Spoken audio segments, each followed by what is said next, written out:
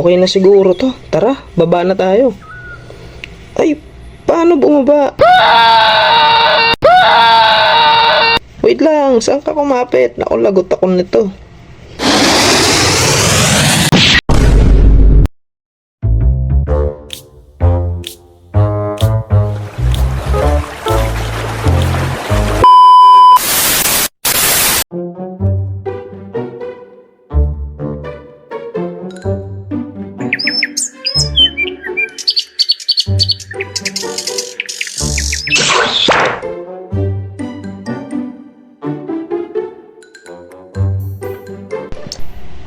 Habang nag-i-scroll ako sa social media, bigla akong may napanood tungkol sa mga batang nalangoy sa ilog.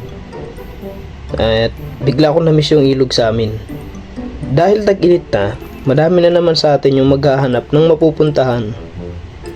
Sa mga di nakakalam batang ilog ako. Dito ako natutulumangoy at maraming adventure at memories yung ilog sa amin. Kaya ito yung ikikwento ko sa inyo. Naalala nyo ba yung kwento ko sa inyo sa ibang video tungkol sa ilog? Pero sobrang bata ako pa nun, so skip natin yun. Naalala ko, month of April din yun at bagong lipat kami nun sa bahay. Habang nagmamasid ako sa paligid, may mga nakikita ako naglalakad at basang-basa. Tapos sabi ko, wala, saan kaya galing to? Parang ang layo ng banyo nila. Parang bagong ligo lang sila oh. Halos tumutulo pa yung mga damit. Ay, alam mo ba? Na no?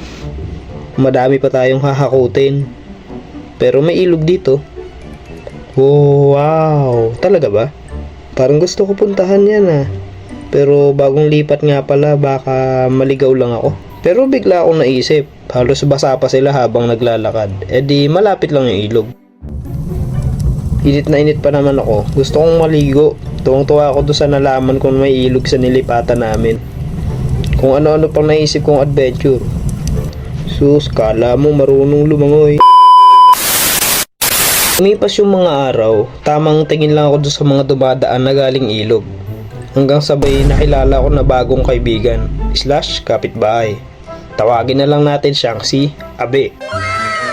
Nakaupo ako nun sa labas ng bahay tapos dumaan siya isang umaga. So, hindi ko napigilan yung sarili kong magtanong, bata, saan ko punta? May ilog daw dito? Oo, meron. Dito lang, malapit sa school. Sama ka? Talaga ba? Sige, tara. Takas lang ako.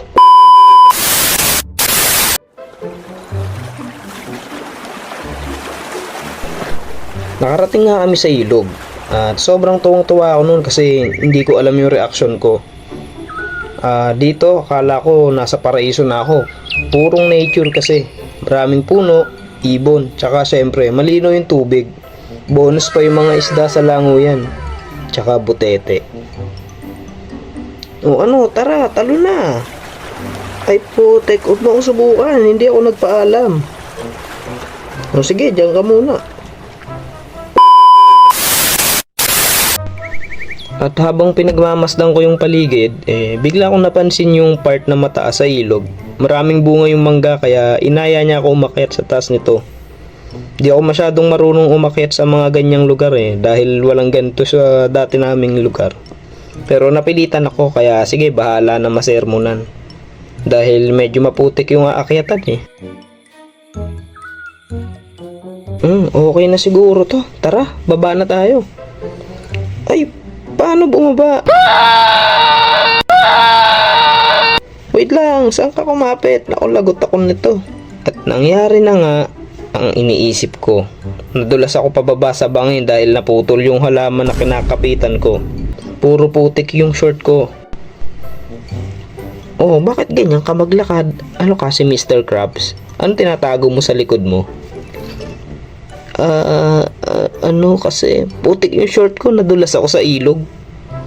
Sinasabi ko na nga ba Ang kulit mo, bakit ka pumunta doon? Maganda ba? Ay wow, ayos, akala ko yari na ako Oo, maganda, may lango yan. Ilog, ano tara? Dubai Chewy Cookie, ano tara? Ilocos Empanada, ano tara?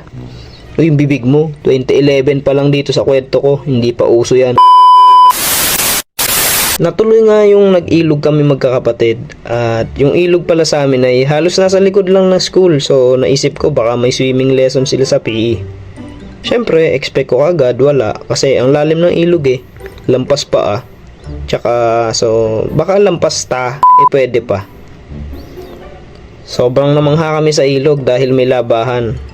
Marami naglalaba. May bukal. Tsaka yung tubo. Sagana sa tubig. Doon pa lang panalo na eh. Kaso may napansin ako sa ilog. May mga nagtatapon lang ng basura kung saan saan. Aray ko! May isang ginagawa kami dito tuwing pinapunta sa ilog. Nanghuhuli kami ng alimango, minsan isda. Dadala pala kami ng mga pagkain sa ilog. Minsan sinaing at nag-iihaw kami ng isda at mga chichirya o 'di ba, picnic. O akin na yung bangus, ihawin ko na. Hindi yan. Bangus na isda, hindi chichirya. At may isang parte pala sa ilog na dinadayo. Mas malalim siya doon sa unang langoyan na ginagawa. At FYI, yung technique pala ng mga nagpapalalim sa ilog ay yung sako, nilalagyan nila ng buhangin sa ilog. Tinatambak hanggang makabuo ng parang dam na style. At tada, may langoyan na tayo. Hoy, anong tayo? Di ka naman tumulong. At habang nasa ilog kami ng kapatid ko ay may nilabhan lang ako saglit. Yung kapatid ko naman, lumangoy muna siya doon sa mababang parte ng ilog. At pagkatapos ko maglaba, bumalik siya pero... Hala, ano nangyari sa noo mo? Bakit nagmukha kang flower horn fish? Nauntog ako sa bato habang nasisid eh. Hindi ko alam kung pagagalitan ko ba siya o tatawanan dahil sa laki ng bukol niya. Halos naging para siyang hornfish. Kaya ang ending, umuwi kami agad dahil papagalitan talaga kami parehas.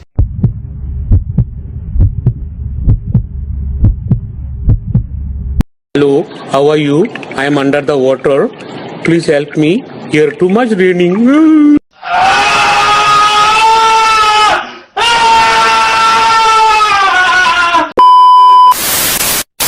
So, yun lang naman. Sana nag-enjoy kayo sa ilog experience ko. At ikaw, may experience ka ba sa ilog? Comment mo naman sa baba. At maraming salamat sa suporta nyo. Hanggang sa muli. Paalam. Ingay ng paligid ko no? Malunggay pandesal. Malunggay pandesal.